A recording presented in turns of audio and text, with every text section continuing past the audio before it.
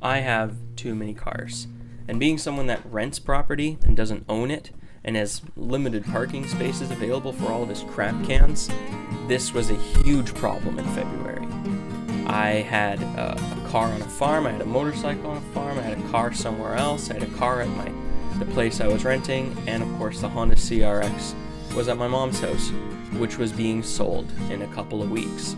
Now, I knew I was going to have to shuffle the cars around again in a couple of months when summer came, and I decided which one I wanted to work on, which meant that renting a trailer and then renting a trailer and then renting a trailer quickly would have added up to be very expensive.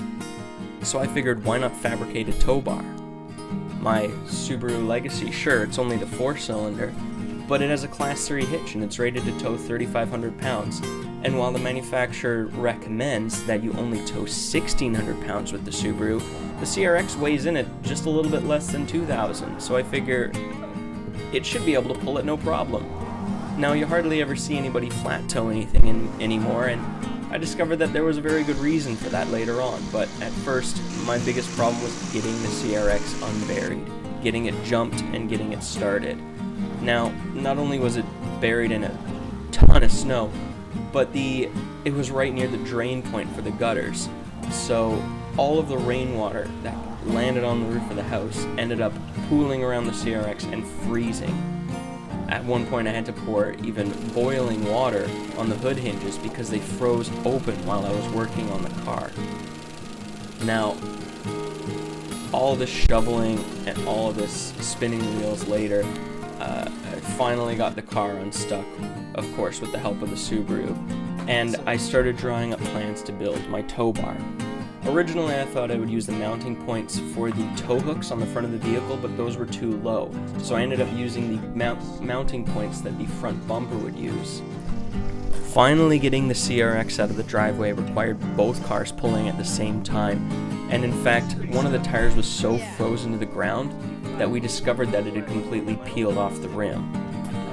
But finally we were able to affix the tow bar to the front of the vehicle, and luckily I had spare wheels. Now this is just a 2-inch square steel bar with a couple of holes drilled through. The bolts were pretty small and only 3 of them lined up rather than the full 4, but I jumped on it a bit, and to me that was enough of a test, and I was pretty confident that it would work just fine. Technically this is all road legal. We did have safety chains, we did have magnetic trailer lights.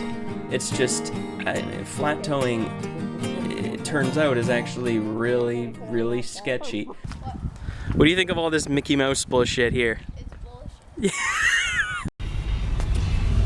Who is this fucking asshole who's tailgating me? Jesus Christ.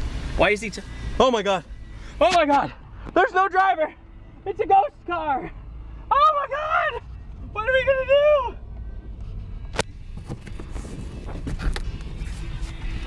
Alright, let's see if we can negotiate this corner without the wheels locking up. Oh, bad idea. Nope. So we did our test run around the block, and after learning how to drive with it, I mean, you really can't turn too sharply. You need to take wide corners. I felt pretty confident that I could move this thing around with just the Subaru, which was fine because not only would I have to move it in February, but then again in April when I got my new place and I wanted to work on a car, I would either have to move it again to my new place or move it out to the farm and bring my Toyota to the new place.